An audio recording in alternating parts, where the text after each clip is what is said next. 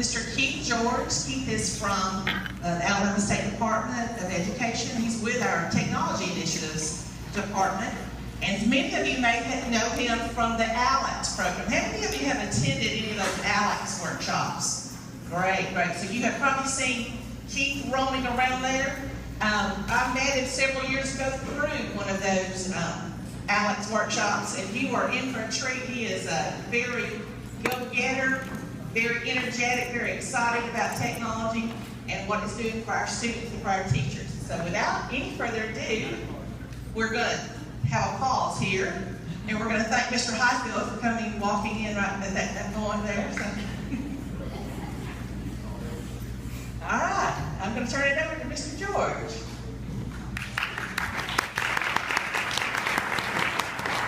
Good morning. Good morning. And this is going to be a lot better this morning if you guys are very participant, so I hope that you'll help with that. I do want to take just a moment first to thank you, to thank Ms. Sullivan, Mr. Whitten, the rest of the Madison County staff, and everybody involved with the North Alabama Technology Conference, because this is truly an honor for me. I hope that we can have a conversation. I don't want this to necessarily be a one-way exercise. I hope that when you leave, you will think that it was just a couple of us sitting around the teacher's lounge, changing out ideas.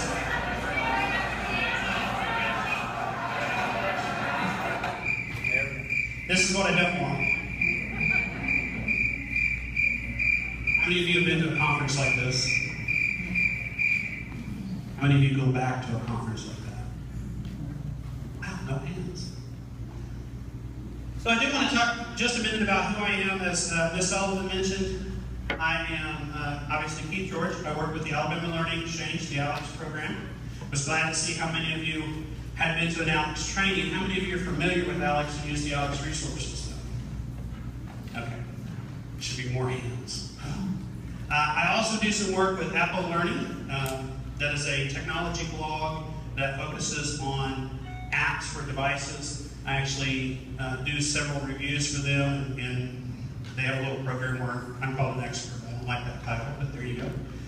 And I'm also finishing up my last course before becoming a PhD candidate at the University of Alabama in Instructional Leadership. Roll Tide. Roll Tide! Okay. So, and I mean, I literally am in my last course. So, that's exciting for me. I actually started with technology in a computer lab like this. Some of you may have seen a computer lab like this. Please don't raise your hand. Some of you may still have a computer lab like this. I hate computer labs like this. Step on the computer labs. Break them apart. Put the computers in the classroom. Stop thinking of computers as being a separate course. I'm having a distance thing here. Oh, that went too far. But once again, I do want to say how much of an honor it is to be here. And I hope that I can give you something worthwhile today. Now, when Dr. Tommy Weiss, actually, let me pause it for just a second. When Tommy Weiss speaks, he brings an empty chair up on stage with him. Have any of you ever seen him speak when he does that? Do you know why he does that? It's one of those old 1920s school chairs. And he brings it to represent the student, because that's what we're all in it for. If you're in it for a paycheck, please leave, because you should be here for the kids. And so I want to keep that focus, and I don't have a little chair that I carry around with me or anything like that. It kind of would be a bit old school for somebody so involved with technology. So I want to talk to you about a kid. This is a kid that went through a lot of challenging times. He was now you can go. There we go. He was a child of divorced parents.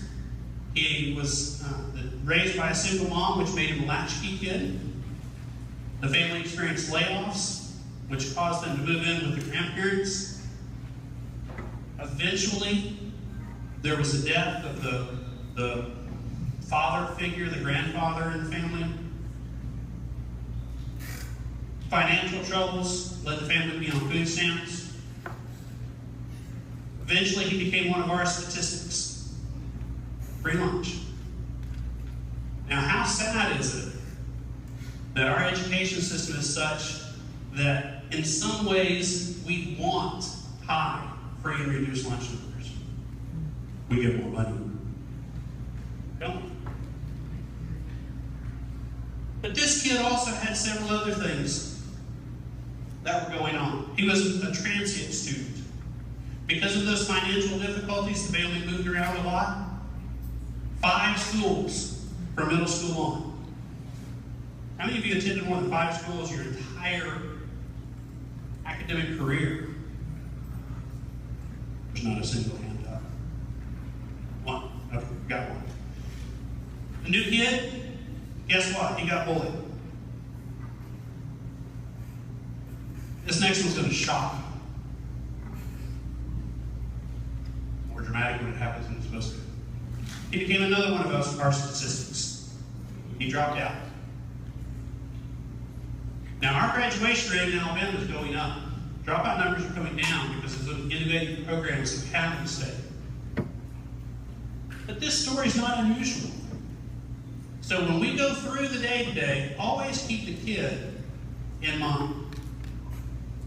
This kid did have a teacher that truly made a difference.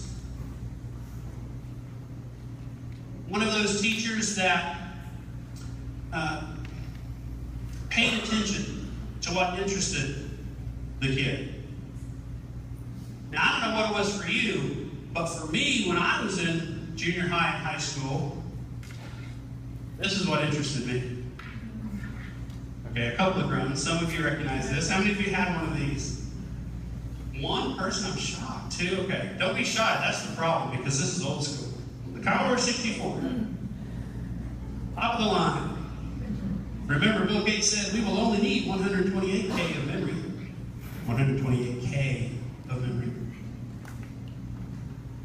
And I did a lot of interesting things with this computer. Starting with, that went too fast. How many remember Oregon Trail? And I already gave it away, but how many of you died of dysentery? You're just laughing because it was great. I had some friends that actually tried to die of dysentery. I'm not sure why. But you know what the Oregon Trail was? The Oregon Trail was an incredibly interactive game for its time. By the way, they still make it. How many of you have it in your classroom now? It's still a great game. Okay? They even have an app version of it. But this was great for a variety of reasons because in the social studies classroom, it taught kids, it taught about Western expansion and things like that, but it also helped to demonstrate the hardships that the early settlers went through. And it did it in a way that was engaging for them. Now, look at these graphics. That was top of the line in '83. And we were amazed because the little oxen, his legs would move. Remember that? And this is about how well they moved. Okay? But there were a couple of other things. I would actually get myself in trouble because one of my favorite pastimes growing up, how many of you remember when Sears got computers? They would sell them. They were ridiculously overpriced, and it was usually the appliance sales people that were in charge of them. Let's say they were not digital natives. I would go in, and I would just kind of browse around, like I was just looking. And when they turned their heads, I'd quickly escape out to a DOS prompt, load up the basic programming language, write 3 lines of code, and run this script over and over and over. It would just scroll up and down on the screen. And they couldn't shut it off. They didn't know how. So what I would do is I would sneak a couple aisles over, and I'd lean on the wall, and I would time with my Casio calculator wristwatch. I wish I still had that. And I would time how long it took for them to get so frustrated they finally just jerked the plug out of the wall. Because they didn't know that in 2 keystrokes you could stop this. That was power to a 13-year-old. Anytime you can get adults frustrated, that's good. Some of the things that we're getting onto our kids now for is because they've learned to frustrate us. We should encourage them.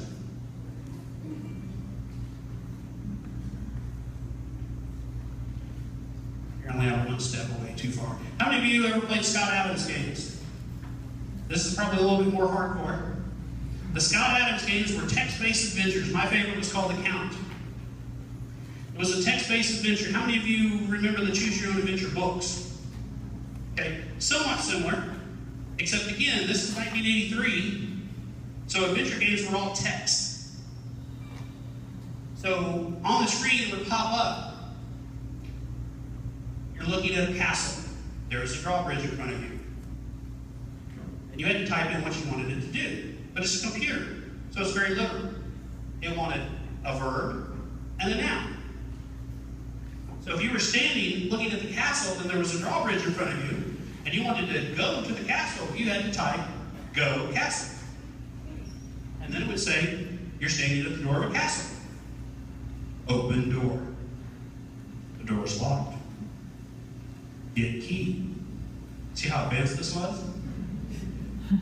But at the same time, to a 13-year-old sitting in a algebra class where he was supposed to be doing algebra, this was actually very entertaining. Especially when the programmer has a sense of humor, like Scott Adams. I'm in a bathroom, visible items, mirror, toilet. Tell me what to do. I'm 13, what do you think I'm going to do? I don't know how to pee something. Yes, I just said pee at a technology conference. Look, toilet.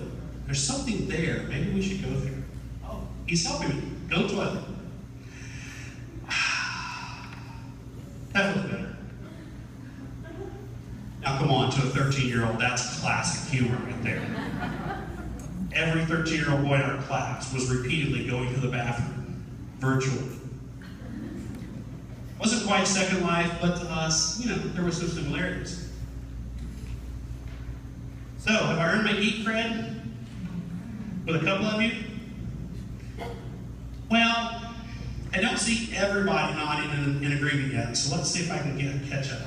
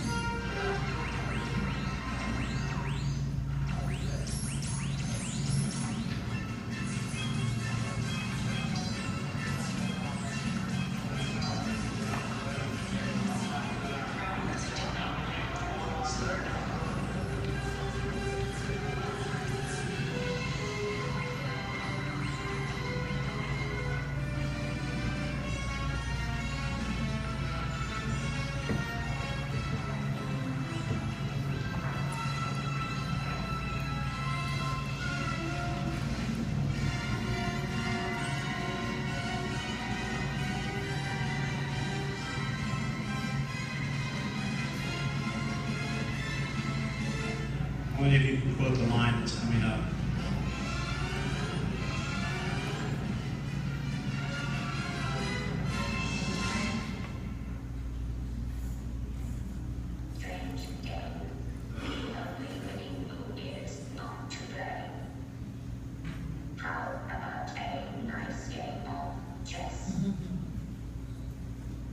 I had to get my Hollywood part in there. And there are 3 important points that I want you to get from that. First off, not all teenage computer geeks that know more than you think they should know are up to evil. Number two, in 1983, there was nobody cuter than Ally Sheedy. I don't know what happened to her now, but... And finally, did you catch the line in there in the middle? What's it doing? Or what's it doing in this case? It's learning. How is it learning? It's read it over and over, and what was the result of reading it over and over? It was failure. Failure is not an option. Failure is a requirement. We need to let our kids fail in their attempts to do some things so that they keep trying. Now, I'm not talking about graduating high school, and that's certainly something that we have to make sure happens. But what's our new favorite phrase, or at least my new favorite phrase from the CCRS? Productive struggle. Is that when your kid's at home sometimes, when they ask you to help them with something? No, Johnny, I'm going to let you productive struggle for a while. I'm back in 10 minutes. It actually works. Because many times, they will solve the problem on their own. They will figure it out. I guess our projector's a little bit off there, but I want to talk about some changes over the last 10 years in technology. We need to change from technology use to technology integration. 10 years ago, it was important that our kids used computers in the classroom. That was that computer lab I had. We needed to teach them word processing and spreadsheets and database and presentation software. Why? Because they needed to know how to use technology. Guess what? They already know how to use it. How well they use it and what they use it for are now what we need to work with. We need to think of technology integration, not technology use. I've been amazed at the number of, one of the benefits of my job is that we do these little compliance reviews for technology initiatives, and I get to go out to school systems, and I get to look at classrooms. And I'm going to admit, no, not Vicki and Tommy's group, they don't ever put on a dog and pony show for me, but sometimes, when you go into a school and they know the technology initiatives is coming, every teacher is suddenly using technology. And they're using technology because they have their whiteboard up. And it has some notes on it. It's the same notes that they used to have on a legal pad that they would handwrite on the board. And about 6 years ago, probably as punishment work for some kid that was goofing off on the computer, they had them type it into a PowerPoint. It's the same notes. They're doing the same thing. Write down these notes from the board. How many of those still follow the board?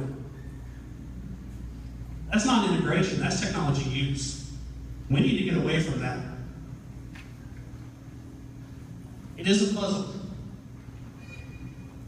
And for technology integration, there's 3 pieces to the puzzle. Now, I am in graduate school. I am hoping to soon have those fancy letters at the end of my name. So I have to do some academic stuff with you. So bear with me just for a couple of minutes while I tell you about a couple of frameworks that I think are very important for us to be using. Let's see if this is going to work. Technology integration is about more than this stuff. I love seeing the list of what makes up a 21st century classroom. It has a projector, it has a computer, it has some devices, it has an Elmo. That's not a 21st century classroom. What's missing?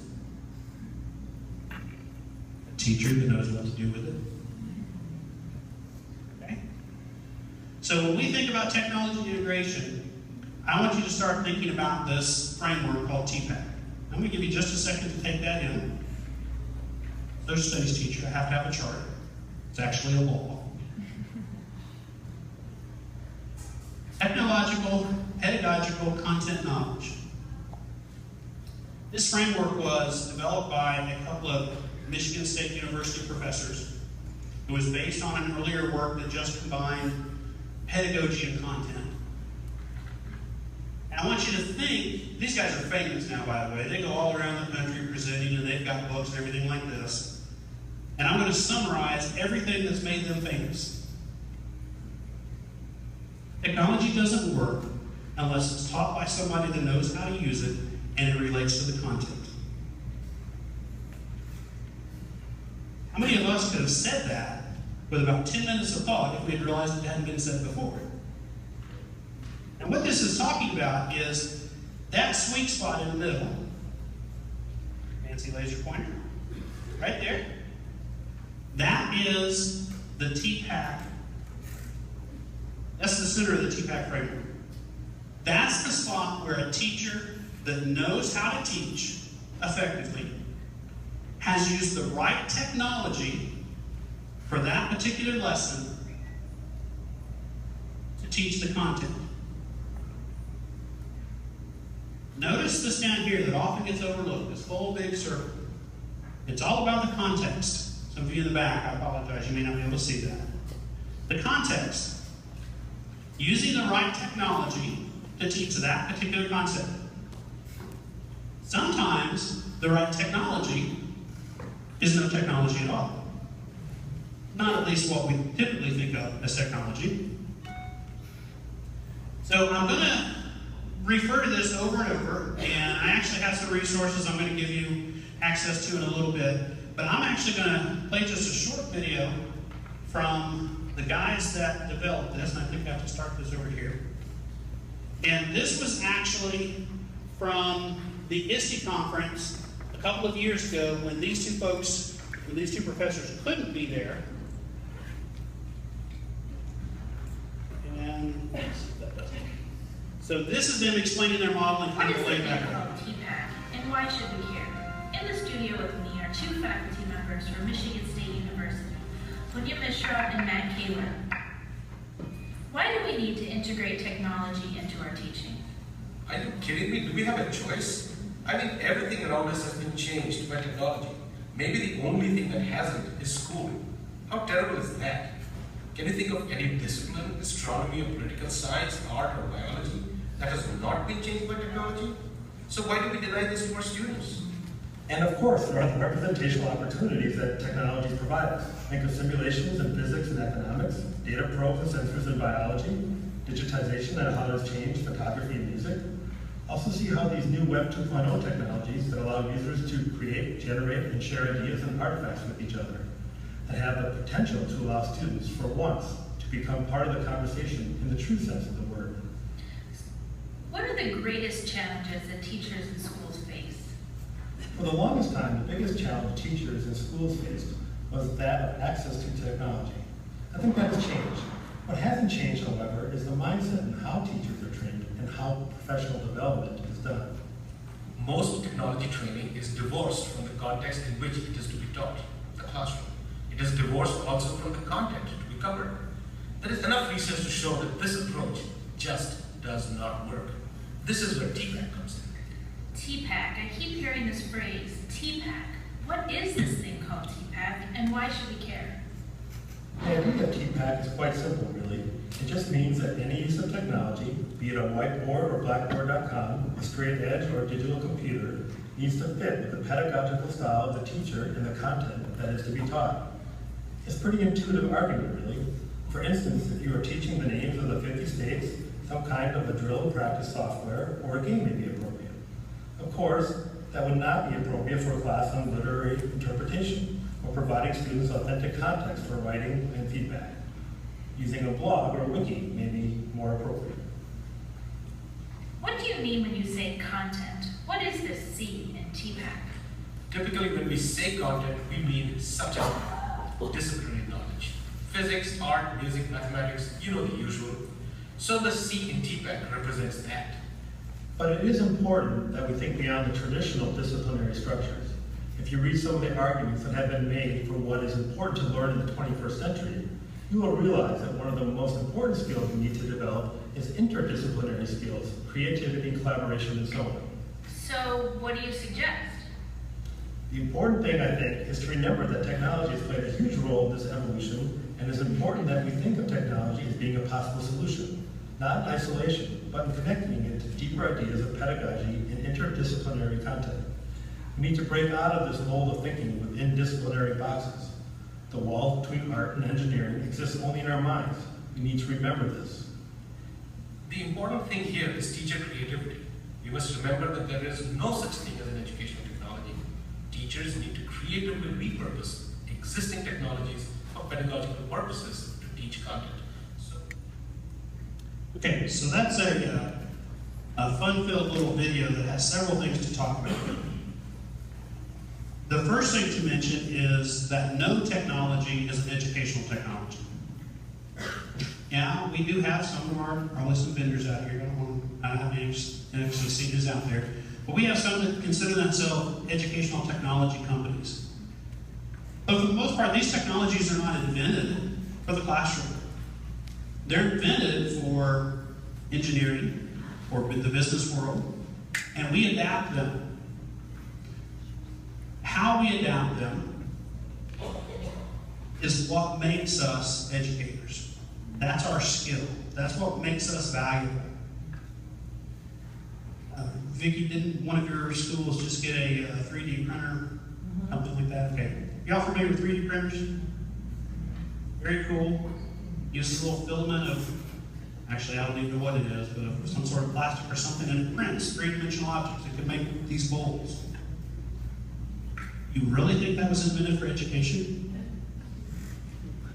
Does it have educational value? Yes. Because all of the skills that are necessary to make that system work and to plan out what it's going to build can easily be tied to standards.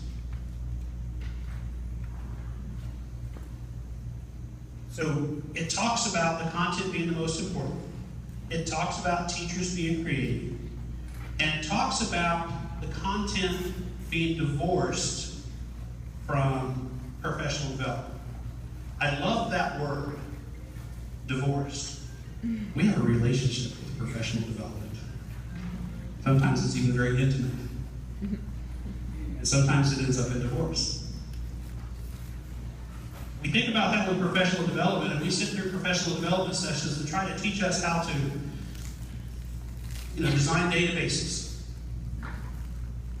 There's nothing more exciting than an access, and I mean access to the database program, an access presentation on how to build good tables. Riveting stuff. If you ever find one recorded, keep it on an iPod next to your bed, and the next time you have insomnia, you're good to go. Because sitting in front of a room and telling you how to create an access database doesn't help a kid. What are they going to do with it? Why would they want to build it on their own? Now, if you start challenging them to build a way for a 7th grader to, and I'm going to show my ignorance of the latest trends here, to track their, I don't know what's popular, track their music collection so that they can keep up with it. That's a little bit more engaging for them. We complain about when professional development is divorced from what we're going to do with it, and then we march right back into our classroom and do it to our kids. We have to make sure that things are relevant for these students. So what does this mean for us with TPAC? It means that we have to recognize the relationship between the content, between good teaching and technology. Technology should not be separate. I hate going into schools and them offering to show me the computer lab. I'm sorry, do we have a paper lab? It's just a tool. Why are we separating computers from where the kids are doing their learning?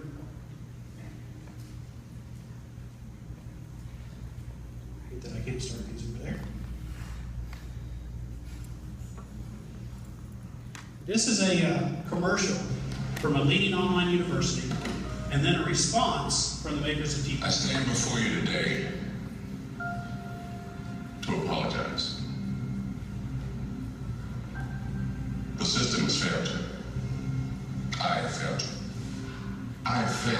share your talent with the world, and the world needs talent more than ever, yet it's being wasted every day by an educational system steeped in tradition and old ideas. It's time for a new tradition. It's time to realize talent isn't just in schools like this one, it's everywhere. It's time to use technology to rewrite the rules of education. To learn how you learn so we can teach you better. It's time university adapted to you rather than you adapting to it. It's time for a different kind of university. It's your time.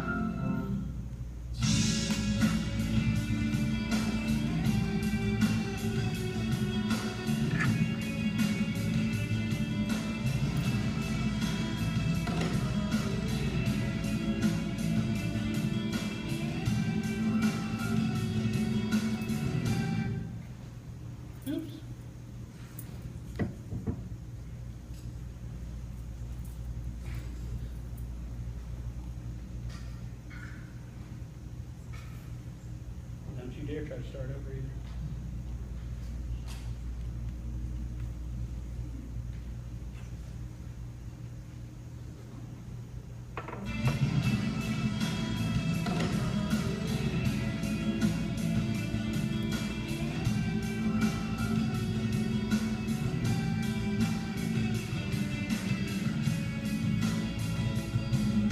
The system is failed. A system steeped in tradition and old ideas.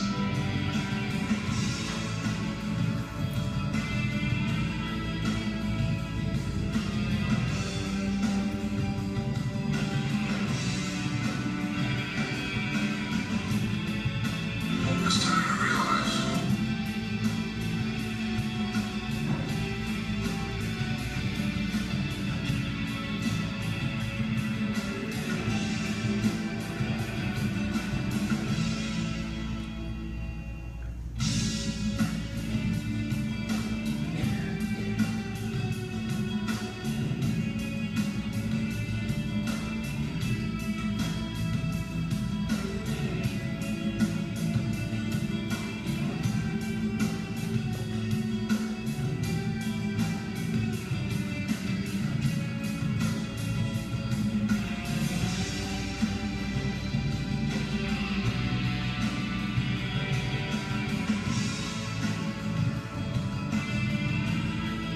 It's your time.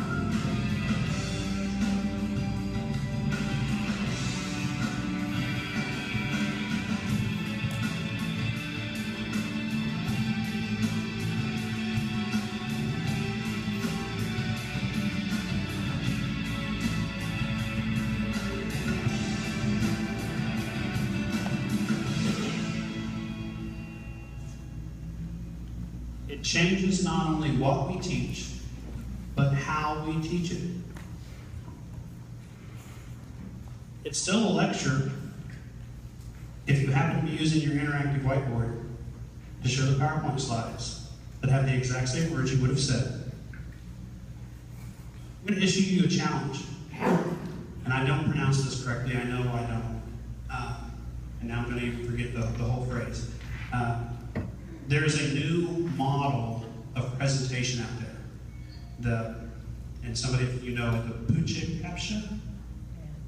Is that close to it? Pucha caption. 20 slides that automatically change after 6 seconds, isn't it? Do that to your class. And still teach them something. If a slide has more than 40 words on it, throw it out. Period. Most slides should have 1 or 2 words, a picture, a graphic, something like that.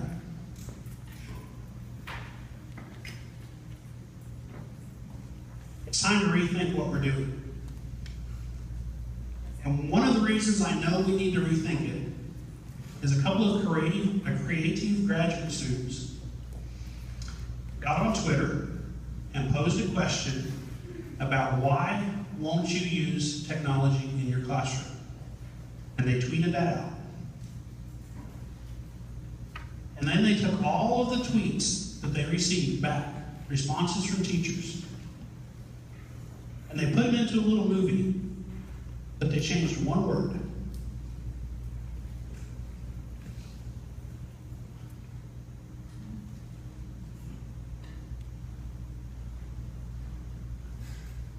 I promise you they did.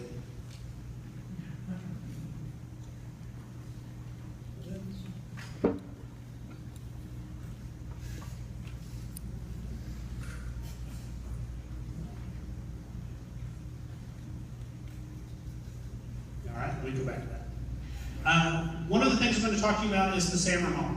How many of you are familiar with SAMR? Okay, the SAMR model it's actually kind of old. It was designed by Ruben Puntadura. I learned how to say his name the other day. And it was actually first developed in the 80s in response to technology in the classroom back when we were getting computers. And basically what it talks about is this continuum of technology integration. And it starts with, and I apologize for those of you in the back, this is substitution, where technology just acts as a substitute. The lecture is just a lecture. It doesn't matter if you show it on an iPod, it's still a lecture. Then it goes up to augmentation, where you're actually augmenting the lesson or adding some value to it in some way. So the technology acts as a direct tool substitute, but it actually improves it somehow. So for instance, a video that includes closed captioning. This closed captioning is an augmentation of it. It will help some learners. Modification is where now we're talking about significant task redesign. And finally, redefinition is where we're creating new tasks that were previously inconceivable. Now, one of the interesting things about SAMR is it's simple and hard to understand at the same time. So I'm going to admit that I didn't come up with this next little section on my own. I'm going to leave that up there for you if you want to scan that real quick. That's a great classroom visual of the SAMR model. And I should have that big enough for everybody to be able to scan. But the SAMR model is designed as a way for teachers to design their lessons and look at their lessons to make sure that they're not just using technology as a substitution. Where are my administrators? Can I pick on you for just a minute? You've got the big skin, right? How many administrators have gone into a classroom and watched the class, a lesson, and then left and recommended the teacher, you need to add some technology to that lesson? Adding technology to a lesson? Technology is not an afterthought. It's not the little nuts that you sprinkle on a Sunday. They would need to redesign their lesson to appropriately incorporate technology. Need that up there just a minute longer? This will be available on the website. What did you do? 3, 2, 1, 1.5. Okay. So I'm going to help you remember SAMR by talking about coffee. I love coffee. I don't think there's anything better than a cup of coffee at 11 p.m. There's a couple of heads nodding. Okay. Well, here's how SAMR is like coffee. Think of the cup of coffee you have at home, and think about running out to Starbucks and getting a cup of coffee. Is the coffee any different? Okay, a couple of heads are nodding. Yes, it tastes better. Okay, but it's still coffee, correct? That's just substitution. It's the same thing, we've just gotten it from a different source. But what about an iced coffee? See a little drool on a couple of in, okay? Iced coffee is an augmentation. How do we augment it? Rocket science, come on. We added ice. For the most part, and I know some of the places do a little bit different, but for the most part, an iced coffee is literally coffee, maybe a little milk, and add ice. We've augmented. It's still coffee. We still can pull this off fairly easily. Frappuccino. A little more drool. Hey look, Pavlov was right.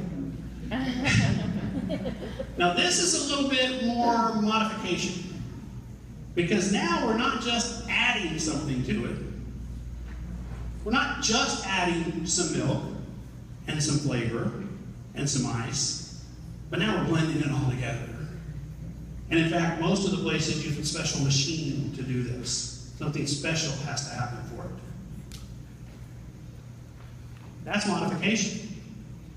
Can you make this at home? Yeah, but it's going to be something you set out to do. Caramel macchiato. This is redefinition. Is this coffee? Read carefully. It's espresso. Very closely related to coffee, but now you need an espresso press. You need the flavors. You need the way you steam the milk. And all the toppings. You've completely redesigned this cup of coffee.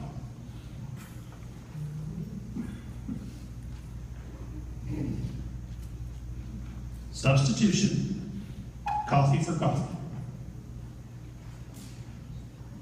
Augmentation, we added something to it.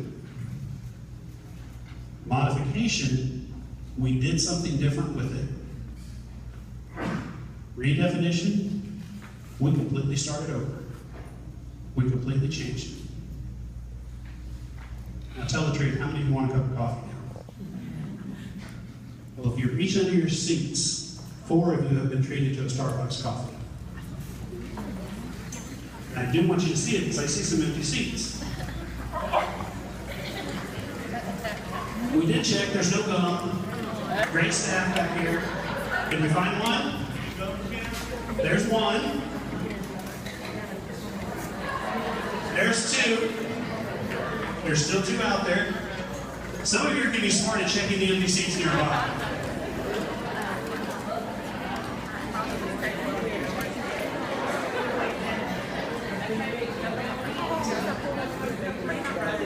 Okay, I've heard that there's one in that area that has not been found. And there's one in the center back here.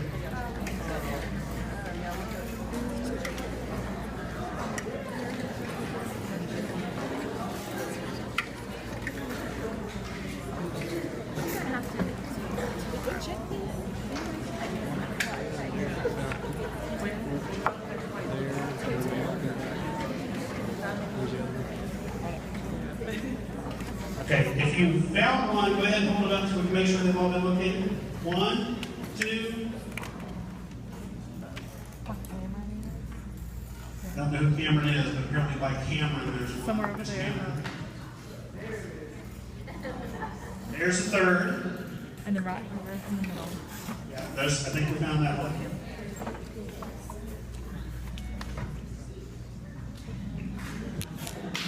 There we go. All right. Hopefully you'll enjoy that cup of coffee. If you don't like it, I do. So that's Sammer, fairly briefly. And a couple of things to remember about this is, and I actually just saw someone at, actually it was in my graduate school class last night, that was at a different conference, the Ribbon Contadora, try my best to say it correctly, was speaking, and it actually was a kind of an informal thing, and they were actually having one-on-one conversation. And one of the things that he wanted to make sure that everybody remembers is this is a continuum. There are some days that substitution, remember TPAC, there are some days that substitution is the best technology to use. Sometimes. But what we want you to challenge you to do is to teach above the line. On my website, which I'll give you the reference to at the end, I have some references on there that actually align, I think I may have even put that in maybe in my later presentation, that align Bloom's digital taxonomy, the SAMR model, and TPAC. Because guess what? They all fit. Here's the graduate school project I was talking about. They took the tweets, they asked the question, why aren't you using technology? And they changed one word. And pointy. Pencils are way too dated. I refuse to use pencils in my classroom until manufacturers figure out a way to limit what students can write with them. I'm sick and tired of policymakers requiring us to use all these pencils without providing professional development. When do I have the time to learn how to use pencils? I don't trust kids with pencils. They end up doing sketchy things when I'm not looking. You know, kids are always trying to find ways to stay under the radar with these pencils. If kids can write information down with pencils, soon they won't be able to remember anything in their heads anymore.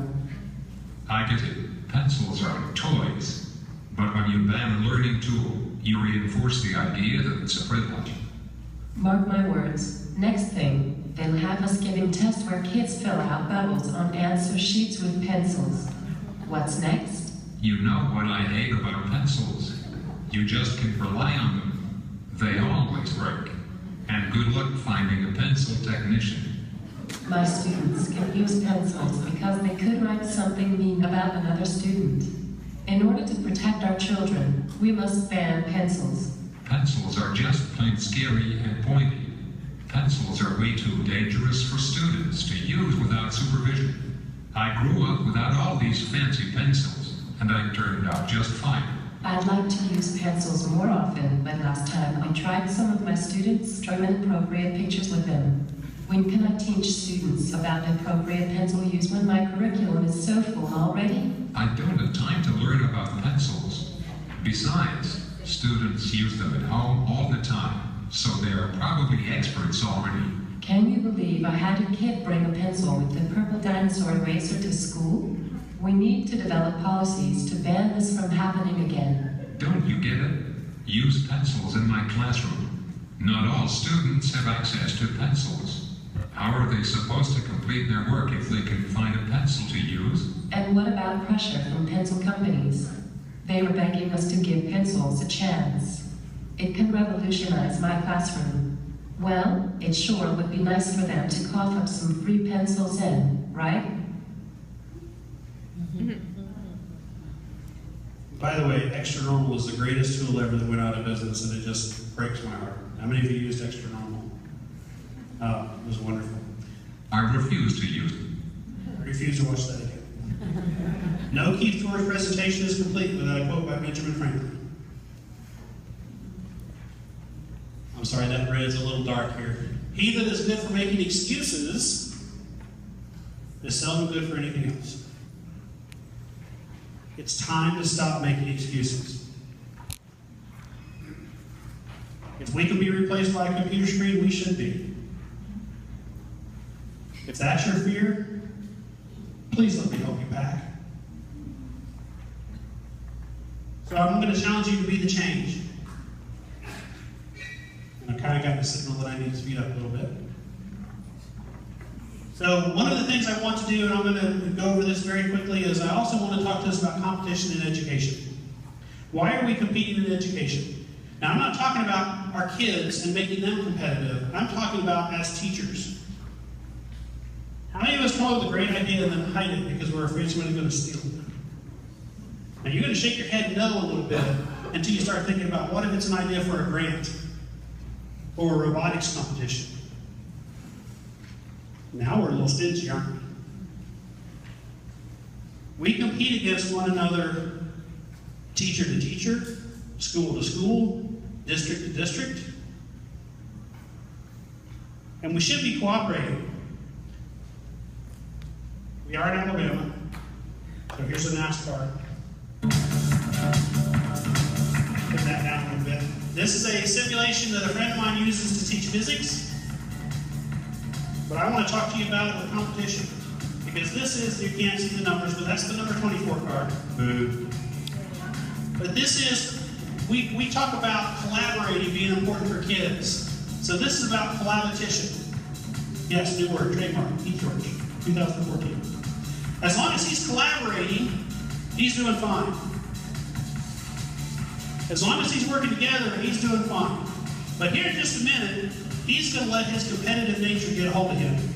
And he's going to try to do something on his own. Right there. Watch what happens when you put competition above collaboration.